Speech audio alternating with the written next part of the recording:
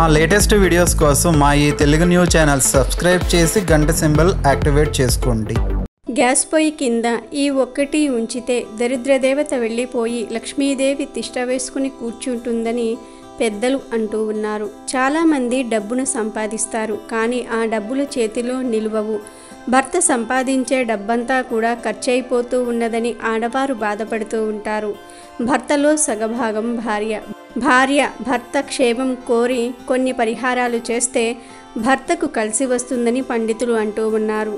ఆడవారు ప్రతిరోజు గ్యాస్ పొయ్యి దగ్గర కొన్ని పనులు చేస్తే ఇంటి యజమానికి బాగా కలిసి వస్తుంది.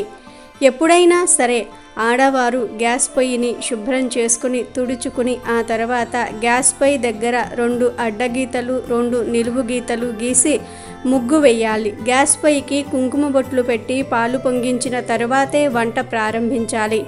ఈ నియమం తప్పక పాటించాలి. అలాగే ఆడవారు వంటగదిలో గ్యాస్ పొయ్యి మీద పాలు పొంగించేటప్పుడు ఆ పాలు గ్యాస్ పొయ్యి మీద ఒలికితే వెంటనే శుభ్రం చేసుకోవాలి. అంతేగాని ఆ పాల మరకలను అలాగే వదిలివేయకూడదు. అప్పుడే ఇంటి యజమానికి అదృష్టం కలిసి వస్తుంది. అలాగే పాలు పొంగిన తర్వాత వెంటనే పాల మీద వెంటనే మూత పెట్టడం అలవాటు చేసుకోండి. కొన్నిసార్లు మనం తెలియక చేసే పొరపాట్ల వలన లక్ష్మీ అనుగ్రహం కలగదు.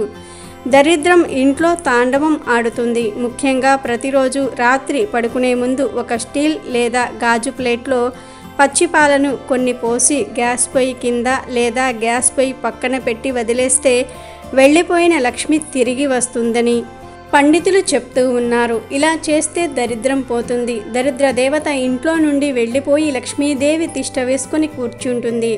ధనానికి లోటు అనేది రాదు. ఏమీ లేదు. ప్రతిరోజు రాత్రి పడుకునే ముందు ఆడవారు ఒక చిన్న ప్లేట్లో కొన్ని పాలు పోసి గ్యాస్ పొయ్యి కింద పెట్టండి. అంతే. ఇలా చేయటం ఈరోజే స్టార్ట్ చేయండి. మీ జీవితం ఎంత అద్భుతంగా మారిపోతుందో మీరే చూస్తారు.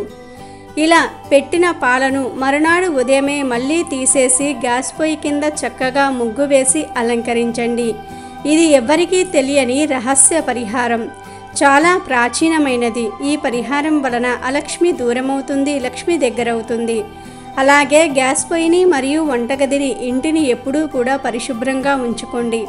రాత్రిపూట గ్యాస్ పొయ్యి మీద ఎంగిలి పాత్రలను పెట్టవద్దు. నిజానికి రాత్రి తిన్న గిన్నెలను రాత్రే కడిగేయడం శ్రేయస్కరం. గ్యాస్ పొయ్యి లక్ష్మీదేవి స్వరూపం. అందుకే మన పెద్దలు పూర్వం పొయ్యిని ముట్టించేటప్పుడు ముందు ఆవు పేడతో అలికి బొట్లు పెట్టుకుని నమస్కారం చేసుకుని పొయ్యి వెలిగించేవారు.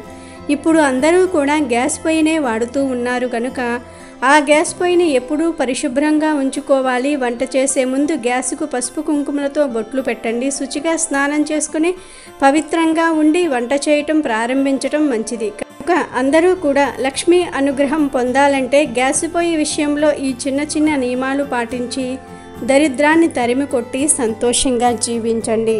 వీడియో నచ్చితే లైక్ చేయండి, షేర్ చేయండి, బట్ సబ్స్క్రైబ్ చేసుకోవడం మర్చిపోవద్దు.